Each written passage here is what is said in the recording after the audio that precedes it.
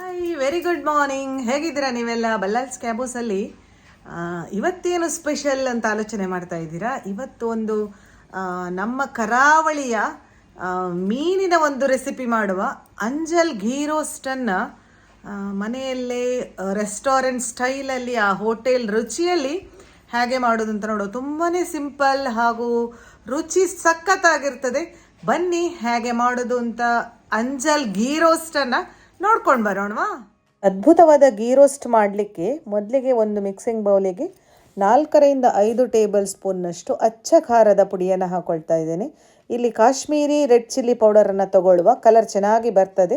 ಅರ್ಧ ಟೇಬಲ್ ಸ್ಪೂನ್ನಷ್ಟು ಅರಶಿನ ಪುಡಿ, 2 ಟೇಬಲ್ ಸ್ಪೂನ್ ಕಾರ್ನ್ಫ್ಲೋರ್ ಅಥವಾ ಮೈದಾ ಹಿಟ್ಟು, ರುಚಿಗೆ ತಕ್ಕಷ್ಟು ಉಪ್ಪು, 1 ಟೇಬಲ್ ಸ್ಪೂನ್ನಷ್ಟು ಶುಂಠಿ ಬೆಳ್ಳುಳ್ಳಿಯ ಪೇಸ್ಟನ್ನು ಹಾಕ್ಕೊಂಡು ಗಜ್ಜುಗದಷ್ಟು ಗಾತ್ರದ ಹುಣಸೆ ಹಣ್ಣನ್ನು ನೀರಿನಲ್ಲಿ ನೆನೆಸಿಟ್ಕೊಂಡಿದ್ದೇನೆ. ಅದೇ ನೀರನ್ನು ಹಾಕಿಕೊಂಡು ನಾನು ಈ ಮಸಾಲವನ್ನೇನು ಮಿಕ್ಸ್ ಮಾಡ್ಕೊಳ್ತಾ ಇದ್ದೇನೆ. ನೋಡಿ, ನೀರು ಕಮ್ಮಿ ಆಯಿತು ಅಂತ ಅನಿಸಿದರೆ ಸಾದಾ ನೀರನ್ನು ಹಾಕ್ಕೊಂಡು ಮಸಾಲವನ್ನು ರೆಡಿ ಮಾಡ್ಕೊಳ್ಳಿ. ಮಸಾಲ ಹೇಗಿರಬೇಕಂದ್ರೆ ನಾವು ಇದನ್ನು ಮೀನಿನ ಮೇಲೆ ಹಚ್ಚುವ ಹಾಗೆ ಇರಬೇಕು.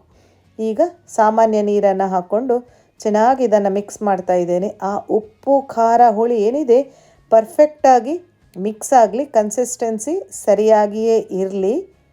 ಅದ್ಭುತವಾದ ರೆಸಿಪಿ ನಿಮಗೆ ಇಷ್ಟ ಆಗಿದ್ದರೆ ಈ ವಿಡಿಯೋಕ್ಕೊಂದು ಲೈಕ್ ಕೊಡಿ. ಕೊನೆಗೆ ಪೂರ್ತಿ ನೋಡಿದ ನಂತರ ನೀವು ಮನೆಯಲ್ಲಿ ಟ್ರೈ ಮಾಡುವಾಗ ಹೇಗಾಯಿತು ಅಂತ ನನಗೆ ಕಮೆಂಟ್ ಸೆಕ್ಷನ್ನಲ್ಲಿ ತಿಳಿಸಿ ಪ್ಲೀಸ್. 4 ಪೀಸ್ ಅಂಜಲಿದೆ. ಇಲ್ಲಿ ದೊಡ್ಡ ದೊಡ್ಡ ಪೀಸ್ಗಳನ್ನು ನಾನಿಲ್ಲಿ ತಗೊಂಡಿದ್ದೇನೆ. ಇದಕ್ಕೆ ಈಗ ನೀಟಾಗಿ ನಾವೇನು ರೆಡಿ ಮಾಡಿಟ್ಟಿದ್ದೇವಲ್ಲ ಆ ಮಸಾಲವನ್ನು ಹಚ್ಚಿಕೊಳ್ಳುವ. ಸರಿಯಾಗಿ ಆ ಮಸಾಲ ಏನಿದೆ ಕರೆಕ್ಟಾಗಿ ಸ್ಪ್ರೆಡ್ ಆಗಬೇಕು, ಪೂರ್ತಿಯಾಗಿ ಸುಂದರವಾಗಿ ಕಾಣಬೇಕು. ಆ ಮಸಾಲ ಎಲ್ಲ ಇಳ್ಕೊಳ್ಳಿ. ಚೆನ್ನಾಗಿ ಹೀಗೆ ಹಚ್ಚಿದ ನಂತರ 10-15 ನಿಮಿಷ ಇದನ್ನು ಸೈಡಿಗೆ ಇಡುವ. 4 ಪೀಸ್ಗಳಿಗೂ ನಾನು ಇಲ್ಲಿ ಹಚ್ಕೊಂಡು ರೆಡಿ ಮಾಡಿ ಇಟ್ಕೊಳ್ತೇನೆ.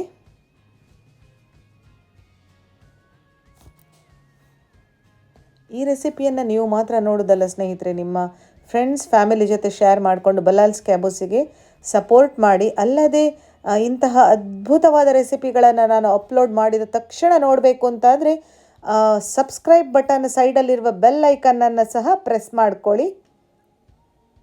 ಎಸ್, ಚೆನ್ನಾಗಿ ಸ್ಪ್ರೆಡ್ ಆಯಿತು. ಈಗ ಉಳಿದ ಮಸಾಲವನ್ನು ಹಾಗೆ ಫ್ರಿಜ್ಜಲ್ಲಿ ಇಡಬಹುದು. ನಾವು ತಿಂಗಳುಗಟ್ಟಲೆ ಹಾಳಾಗೋದಿಲ್ಲ. ಮೀನು ಫ್ರೈಯನ್ನು ಮಾಡುವಾಗ ಯೂಸ್ ಮಾಡ್ಕೊಳ್ಬಹುದು. ಈಗ ಗೀ ರೋಸ್ಟ್ ಮಸಾಲಕ್ಕಾಗಿ 4-5 ಘಾಟಿ ಮೆಣಸು, ಅರ್ಧ ಈರುಳ್ಳಿ, ಅರ್ಧ ಟೇಬಲ್ ಸ್ಪೂನ್ ಬಡ ಸೊಪ್ಪು, ಗಜ್ಜುಗ ಗಾತ್ರದ ಹುಣಸೆ ಹಣ್ಣು, 1 ಟೇಬಲ್ ಸ್ಪೂನ್ ಕೊತ್ತಂಬರಿ, ಅರ್ಧ ಟೇಬಲ್ ಸ್ಪೂನ್ ಜೀರಿಗೆ, ಇಲ್ಲಿ ಕಾಳು ಮೆಣಸಿನ ಪುಡಿಯನ್ನು ತೆಗೆದುಕೊಂಡೆ ಅರ್ಧ ಟೇಬಲ್ ಸ್ಪೂನ್ನಷ್ಟು, 1 ಟೇಬಲ್ ಸ್ಪೂನ್ ಶುಂಠಿ ಬೆಳ್ಳುಳ್ಳಿಯ ಪೇಸ್ಟನ್ನು ಮಿಕ್ಸಿ ಜಾರಿಗೆ ಹಾಕ್ಕೊಂಡು ನೀರನ್ನು ಹಾಕಿ ಈ ಕನ್ಸಿಸ್ಟೆನ್ಸಿಗೆ ಚೆನ್ನಾಗಿ ರುಬ್ಕೊಳ್ತೇನೆ. ಒಂದು ಬಿಸಿಯಾದ ಪ್ಯಾನಿಗೆ ಎಣ್ಣೆಯನ್ನು ಹಾಕ್ಕೊಂಡೆ. ಎಣ್ಣೆ ಬಿಸಿಯಾದ ನಂತರ ಮೀನನ್ನು ಹಾಕಿಕೊಂಡು ಕಾಯಿಸಿಕೊಳ್ಳುವ. ಎರಡೂ ಬದಿಯು ಕಾಯಿಲಿ. ಮಸಾಲ ಒಂದು ಚೂರು ಬಿಟ್ಕೊಳ್ಳೋದಿಲ್ಲ. ನಾನು ಕಾರ್ನ್ಫ್ಲೋರ್ ಹಾಕಿದ್ರಿಂದ ಮಸಾಲೆ ಚೆನ್ನಾಗಿ ಹಿಡಿದಿದೆ ನೋಡಿ. ನಿಧಾನವಾಗಿ ತಿರುವಿ ಹಾಕೊಳ್ಳುವ. ಮೀನು ಪುಡಿಯಾಗದಂತೆ ಎಚ್ಚರ ವಹಿಸ್ಕೊಳ್ಬೇಕು.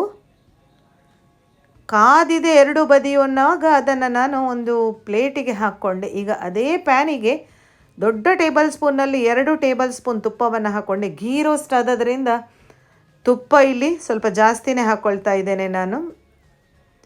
ನಾವೇನು ಗ್ರೈಂಡ್ ಮಾಡಿಟ್ಟಿದ್ದೇವಲ್ಲ ಮಸಾಲ, ಅದನ್ನು ಹಾಕ್ಕೊಳ್ತಾ ಇದ್ದೇನೆ. ನೀರನ್ನು ಹೆಚ್ಚಿಗೆ ಹಾಕ್ಕೊಳ್ಳೋದು ಬೇಡ, ಯಾಕಂದರೆ ಇದು ಥಿಕ್ಕಾಗಿರುವ ಮಸಾಲ ಆದದ್ರಿಂದ ನೀರನ್ನು ಹೆಚ್ಚು ಹಾಕ್ಕೊಳ್ಳೋದು ಬೇಡ. ಸ್ವಲ್ಪ ಕರಿಬೇವನ್ನು ಹಾಕಿಕೊಂಡು ಬಾಡಿಸ್ಕೊಂಡೆ.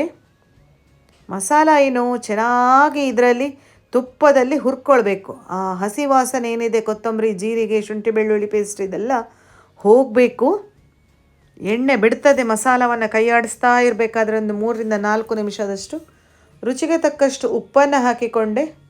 ಉಪ್ಪನ್ನು ನೋಡ್ಕೊಳ್ಳಿ, ಕಮ್ಮಿ ಇದೆ ಅಂತ ಅನಿಸಿದರೆ ಮತ್ತೊಮ್ಮೆ ಹಾಕ್ಕೊಳ್ಬಹುದು. ಈಗ ಈ ಮಸಾಲಕ್ಕೆ ನಾವೇನು ಫ್ರೈ ಮಾಡಿಟ್ಟಿದ್ದೇವಲ್ಲ ಮೀನನ್ನು, ಅದನ್ನು ನಿಧಾನವಾಗಿ ಹಾಕಿಕೊಂಡು ಆ ಮಸಾಲವನ್ನು ಈ ಮೀನಿನ ಮೇಲೆ ಸಹ ಸ್ಪ್ರೆಡ್ ಮಾಡಿಕೊಳ್ಳುವ. ಸಣ್ಣ ಪ್ಯಾನ್ ಆದದ್ರಿಂದ ನಾನು 2 ಬಾರಿ ಈ ಮಸಾಲಕ್ಕೆ ಮೀನನ್ನು ಹಾಕ್ಕೊಳ್ತೇನೆ. ಒಮ್ಮೆ ಹಾಕಿದ ನಂತರ ಇದನ್ನು ಕುಕ್ ಆದ ನಂತರ ತೆಗೆದು ಮತ್ತೊಮ್ಮೆ ಮೀನನ್ನು ಹಾಕಿ ರೆಡಿ ಮಾಡ್ಕೊಳ್ತೇನೆ ಸ್ನೇಹಿತರೆ. ನಿಮ್ಮ ಮನೇಲಿ ದೊಡ್ಡ ಪ್ಯಾನ್ ಇದ್ದರೆ ಒಮ್ಮೆಗೆ ಮಾಡ್ಕೊಳ್ಳಿ.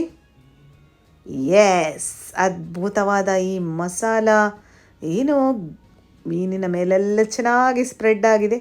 ಕಪಲ್ ಆಫ್ ಮಿನಿಟ್ಸ್ ಇದನ್ನು ಕುಕ್ ಆದ ನಂತರ ತಿರುವಿ ಹಾಕಿಕೊಳ್ಳುವ ನಿಧಾನವಾಗಿ.